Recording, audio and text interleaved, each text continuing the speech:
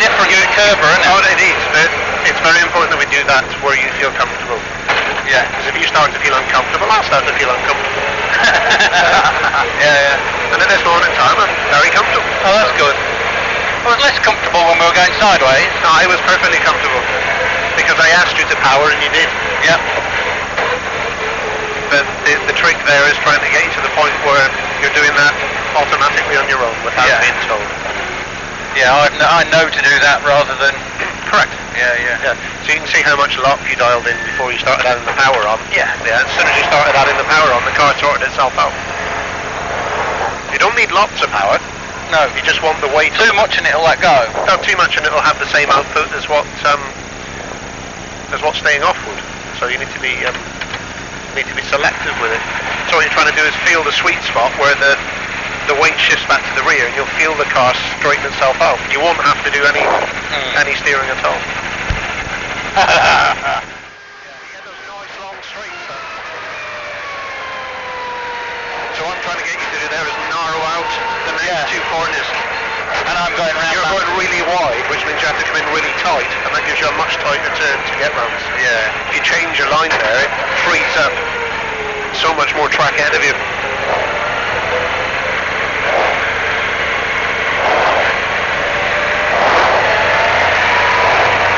Well, that was much better than the first outing, I think. Yeah, that was better, wasn't it? Yeehaw!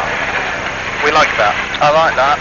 Now the braking was superb. Well done. Getting there with that. Yeah, you start to learn how much. It's baby steps, isn't it? So how much late you can leave it, and what you can do with it.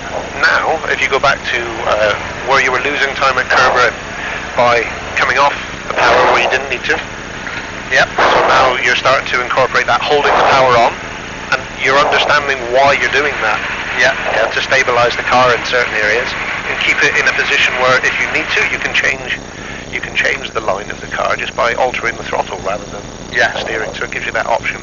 Is there as a backup, but first you need to build the confidence of holding the power on in the first place.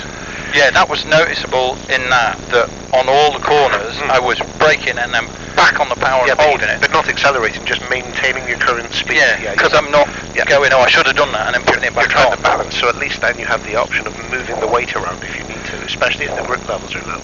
But it aids you at any level, because you think if you can go faster in the corner because the grip is higher, you still need to have that element of control and the weight transfer in the car. It doesn't matter really what the grip levels are, you always want that option to back off.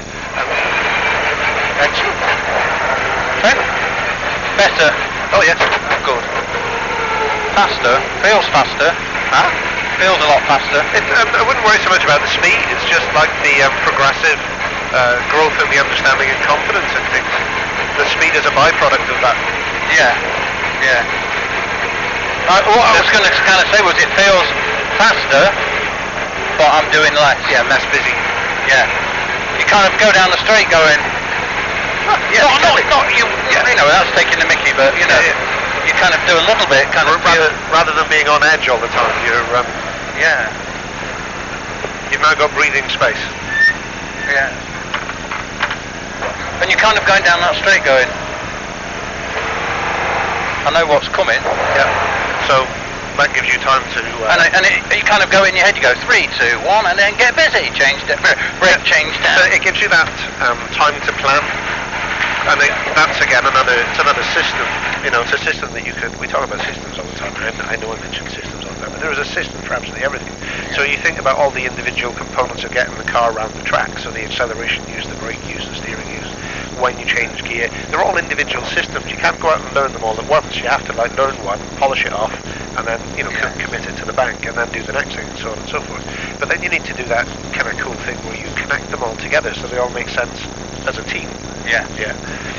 And when that makes sense, and then you say, right, okay, so I need to get the speed set there, I need to brake there, I need to turn there, I need to power here, I need to make sure the gear's done at that time. Yeah.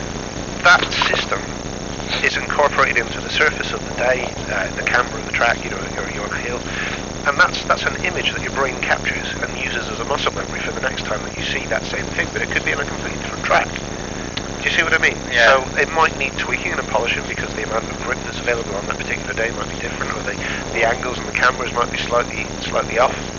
But the system has to be there. You have to be consciously aware of it. Yeah. For your brain to actually process that data, process that information. Otherwise, you're just on a wing to prey, aren't you?